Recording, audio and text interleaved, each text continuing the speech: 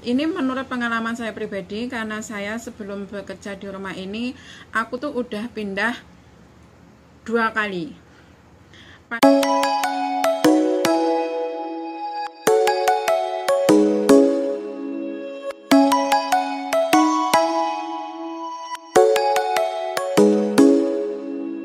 Come and fly away with me.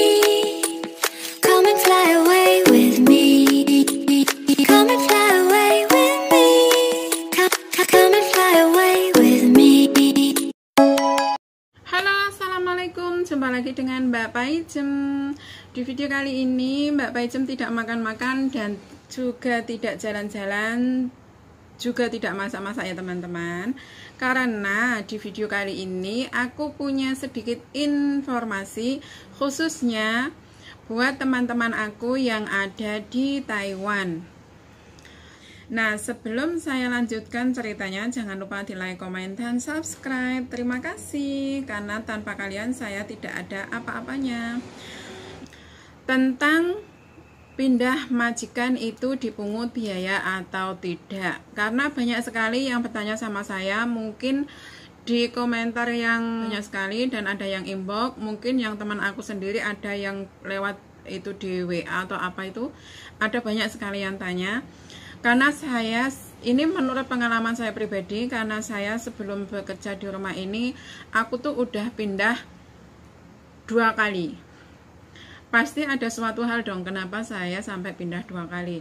Dan itu saya mengenalkan banyak teman itu di agent ya. Ada yang maksudnya bertanya gitu, tanya sama saya, Mbak kamu ini dipungut biaya apa enggak, ini dipungut biaya enggak, kayak gitu. Nah, ada teman aku yang cerita ada yang dipungut biaya itu, ada yang 3.000, ada yang 5.000, ada yang 6.000 ya. Jadi itu variasi. Karena di sini itu saya tegaskan sekali lagi,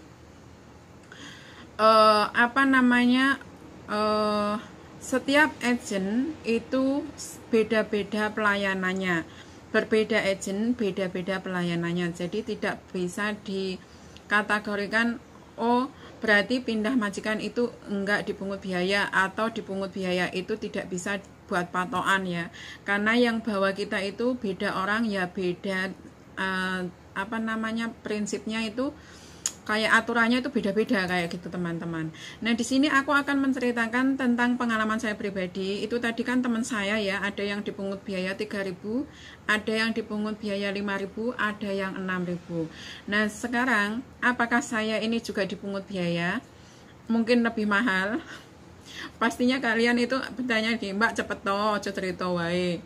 Akeh men kedawan. Itu kan ada itu, Mbak sampean niku jarene ceritane apa cerita kok kesuwen kayak gitu. Nah, kalau nggak diceritakan dari awal kan pasti kalian nggak tahu, kalian itu nggak tahu kok sampai bisa pindah majikan kan gitu ya, kok gampang temen. Nah, di sini akan saya jelaskan. Saya dari Indonesia datang ke Taiwan itu, saya nggak kerja di rumah ini langsung teman-teman, saya itu kerjanya di Xintian, di Bitan. Nah, di situ saya menjaga yeye atau akong, kalau enggak ya bahasa Indonesianya kakek. Dia itu udah sepuh banget, usianya udah 97 tahun. Dia masih bisa makan, masih bisa jalan sendiri, masih apa-apa sendiri lah ya. Nah, di situ saya di situ itu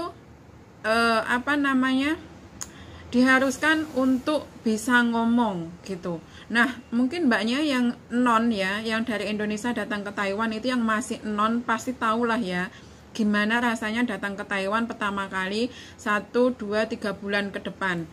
Kalau kita belum bisa ngomong itu bagaimana rasanya? Paling bisanya juga iya, tidak, sudah, belum, kayak gitu, makan kayak gitu, udah kayak gitu ya. Maksudnya kosakata sedikit-sedikit. Nah, sedangkan majikan saya itu menuntut saya harus bahasanya oke.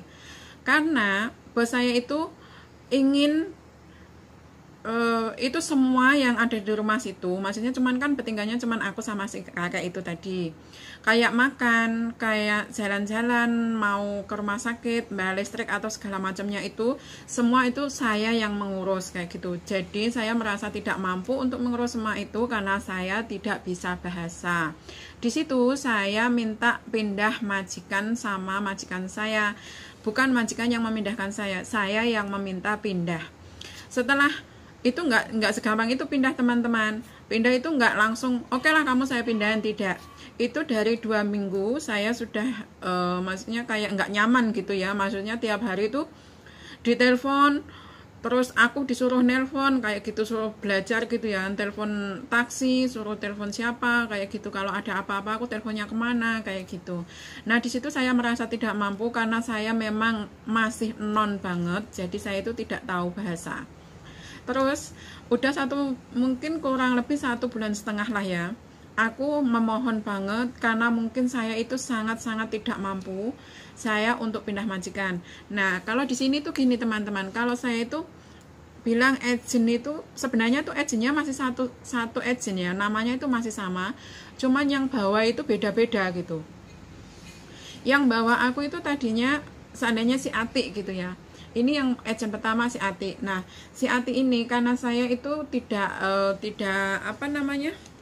tidak suka di rumah majikan saya, mau pindah, nah dipindahkanlah ke agent kedua, namanya si Anton gitu ya. Kalau sudah si Anton, aku juga menjaga Yeye juga, menjaga Akong.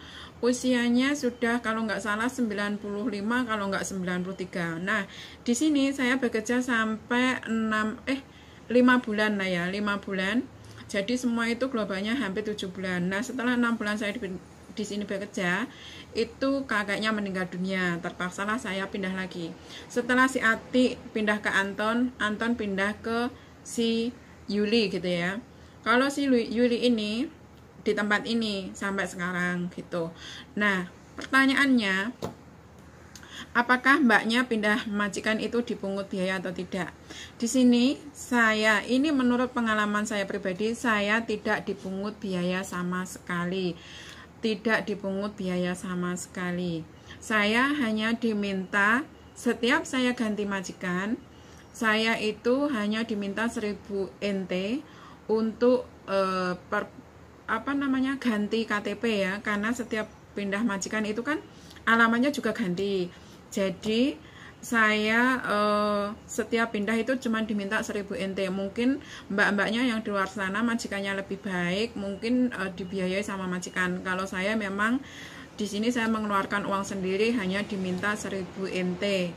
Terus nah, sesudah saya di sini ini udah berapa ya? Saya di sini sudah kurang lebihnya 6 tahun ya, teman-teman. Jadi aku di sini merawat nenek aku 5,5 tahun. Kurang lebihnya segitu ya, teman-teman. Jadi kalau menurut aku, ini menurut pribadi, pengalaman saya pribadi, pindah majikan itu tidak dipungut biaya sama sekali. Tapi saya tegaskan sekali lagi, beda agent, beda lagi pelayanannya ya teman-teman. Jangan dibuat heboh sendiri, si mbak ini gini, si mbak itu gitu. Ini saya tegaskan, ini pengalaman saya sendiri. Semoga pengalaman saya ini atau informasi dari saya ini bermanfaat untuk mbak-mbaknya semua, untuk bisa seandainya pengen ngomong sama si agent, emang itu buat biaya apa kayak gitu, mungkin buat transportasi atau buat apa saya kurang tahu. Tapi di sini saya tegaskan, jadilah warga negara yang baik, menghargai keputusan orang lain. Seandainya memang kalau itu keberatan atau kemahalan, mungkin bisa dibicarakan dengan baik-baik. Jangan sampai kita itu dikasih cap orang Indonesia itu nggak baik. Oke, jagalah nama Indonesia di negara orang lain. Terima kasih, jangan lupa di like, komen, dan subscribe. Semoga informasi dari Mbak Paijem bermanfaat untuk teman-teman semua. Jangan lupa ditinggalkan komennya yang baik-baik ya, komennya jangan yang jahat-jahat. Terima kasih. Semoga kalian semua sukses untuk kedepannya. Terima kasih.